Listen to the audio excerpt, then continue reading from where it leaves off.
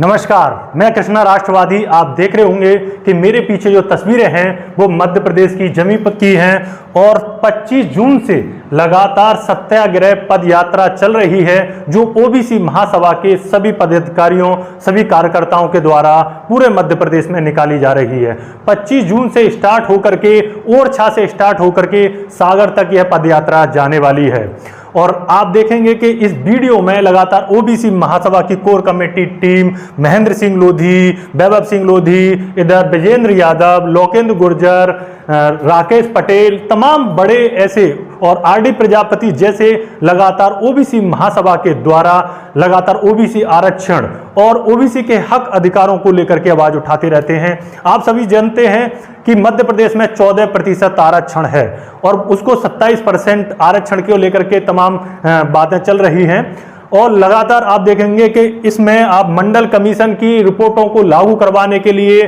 और पिछड़ों की जो हिस्सेदारी उसको लेकर के लगातार कि जितनी जिसकी संख्या भारी उसकी उतनी हिस्सेदारी, वोट हमारा राज तुम्हारा, नहीं चलेगा नहीं चलेगा, ओबीसी आरक्षण लागू करो लागू करो लागू करो, तमाम नारों के साथ में ओबीसी की जो पद यात्रा है अभी भी पूरे मध्य प्रदेश में चल रही है। साथियों, आप देख रहे होंगे कि लगातार जो ओबीसी के जो हक अधिकार हैं वो लगातार खतरे में हैं। आप देखेंगे तमाम सेवाओं में जहां पर सरकारी पद आते हैं तो वहां पर ओबीसी का जो आरक्षण इस समय निश्चित है, मिलना तो आपको पता है कि कितना चाहिए था, लेकिन 27% मिला हुआ है। उसके बावजूद भी अब वर्तमान में जितनी जगह निकलती हैं, आपने देखा होगा उत्तर प्रदेश में ग्राम विकास अधिकारी की जगह निकली जहां पर 27% मिलनी चाहिए थी, उसमें 139 पोस्ट मिलती हैं जो लगभग 12 से 13% मिलती है। तो लगातार और भी जगह पर ऐसी जो धोखाधड़ी है वो ओबीसी वर्ग के साथ में की जा रही है। उन्हीं सब हक अधिकारों को लेकर के जो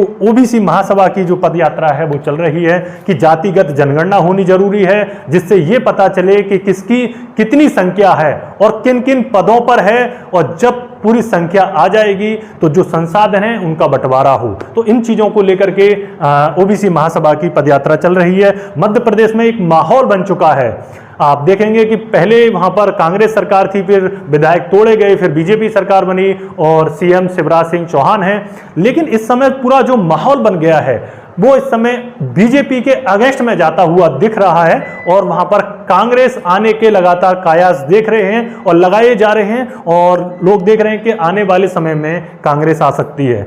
मेरा बड़ा सवाल यह है कि लगातार ओबीसी महासभा, जैस, भीम आर्मी, तमाम बड़े संगठन जिन लोगों ने काफी मेहनत किया वहां पर और एक माहौल पैदा किया बीजेपी के अगेंस्ट में और एक फसल तैयार की, अब उस फसल को काटने के लिए कांग्रेस आ गई है। तो आपको क्या लगता है, कभी बीजेपी कभी कांग्रेस, कभी कांग्रेस कभी बीजेपी, लगातार इन लोगों में सत्ता ट्रांसफर होती रही है, तो क्या ओबीसी को अपने हक अधिकार मिले? क्या कांग्रेस में ओबीसी के हक अधिकार सुरक्षित हैं? चलिए एक बात मान लेते हैं कि इस समय सब लोग चाहते हैं, इस तरीके से आवाज उठ रही है कि पहले बीजेपी को देश से हटाओ, मतलब बीजेपी को हराओ, उसके बाद में कांग्रेस आ जाने देते हैं, उसके बाद में हम अपने हक अधिकारों को लेकर के चर्चा करेंगे।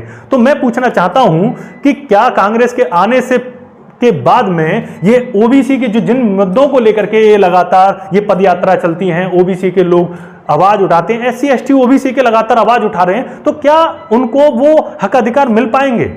और जो कहीं ऐसा तो नहीं कि फसल बनाई तमाम संगठन, जैस, भीम आर्मी और ओबीसी महासभा जैसों ने मध्य प्रदेश में इतना अच्छा काम किया और लेकिन उसकी जो फसल काटे वो कांग्रेस काट ले जाए।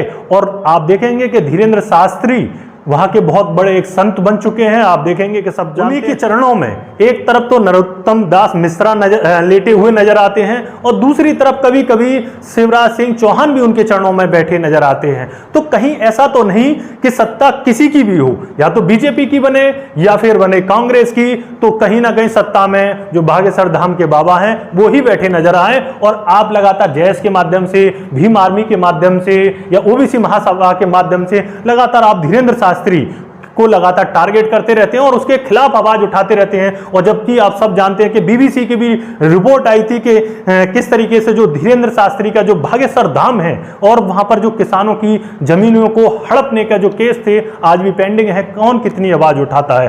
तो क्या चाहिए, क्या ओबीसी महासभा इस ओर भी देख रहा है कि एक तीसरा विकल्प तैयार करे मध्य प्रदेश में? शायद भले ही वो पहली बार में हार जाए, लेकिन क्या वो एक विकल्प की तरफ जा रहा है जहां पर भीम आर्मी, जयस और ओबीसी महासभा और अन्य क्षेत्रीय, चाहे सपा हो सकता है या बसपा हो सकता है, इन सबके साथ में एक गठबंधन मिलकर के एक तीसरा विकल्प दे?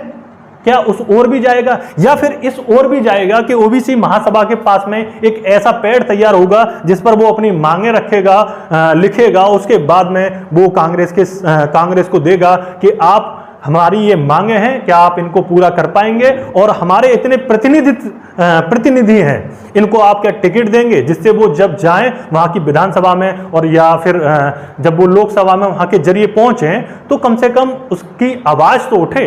तो क्या ओबीसी महासभा ऐसा भी कुछ सोच सकता है? इन सारी चीजों को लेकर के देखा जाए, जो कोर कमेटी टीम है उसको जवाब देना चाहिए और बताना चाहिए कि उनका आगे का प्लान क्या है। कहीं उनका प्लान सिर्फ ये तो नहीं कि बीजेपी को मध्य प्रदेश से हटा दो और कांग्रेस को ला दो और फिर आप उसी तरीके से सड़कों पर क्या लगातार संघर्ष करने के लिए तैयार रहेंगे?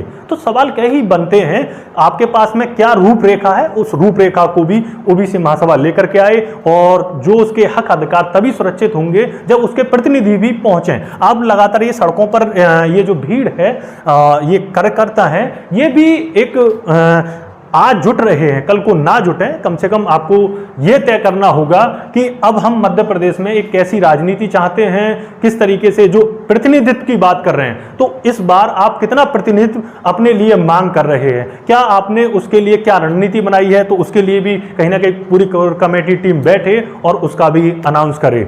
लेकिन लगातार सत्याग्रह पद यात्रा को आज 11 दिन हो चुके हैं और संघर्ष अभी भी जारी है। इस फोटो में आप देख रहे होंगे कि कैसे राकेश लोधी और तमाम बड़े जो कार्यकर्ता हैं, पदाधिकारी हैं, लगातार सड़कों पर दिन और रात लगातार संघर्ष करते नजर आ रहे हैं। और अभी हाल ही में इस संघर्ष से होता क्या है, आपने देखा होगा कि लगातार सोशल मीडिया भी इन आवाजों को उठाता है। अभी मध्य प्रदेश की घटना में कि कैसे एक प्रवेश शुक्ला नाम के जो बीजेपी से संबंधित है और वो एक आदिवासी युवक पर जो मानसिक स्थिति से पूरी तरह से डिस्टर्ब है, उसके ऊपर उसके सर पर मुतता है। आपने वो वीडियो देखा, लगातार पूरा सोशल मीडिया पर ट्रेंड किया। उसके बाद उस पर कार्रवाई होती है, उसको पकड़ा जाता है और उसके घर की जो बाउंड्री है, जो अवैध बाउंड्री है, उसको गिरा दिया जाता है। तो जो गिराने का जो वीडियो है और उनकी मां का जो वीडियो है रोने का, वो बहुत ज्यादा वायरल है। तो क्या पहली बार बिल्डोजर चला है? मैं पूछना चाहता हूं, जो जिनके घरों पर बिल्डोजर चलता है वो लोग भी तो रोते हैं, लेकिन दूसरी तरफ जब प्रवेश शुक्ला की आप देखेंगे गिरफ्तारी होती है तो उसके पीठ को कहीं ना कहीं पुलिस ऑफिसर थपथपाते नजर आते हैं। वो थाने में ऐसे चलता है जैसे खुद की जागीर हो, तो कहीं खौफ नजर नहीं आता।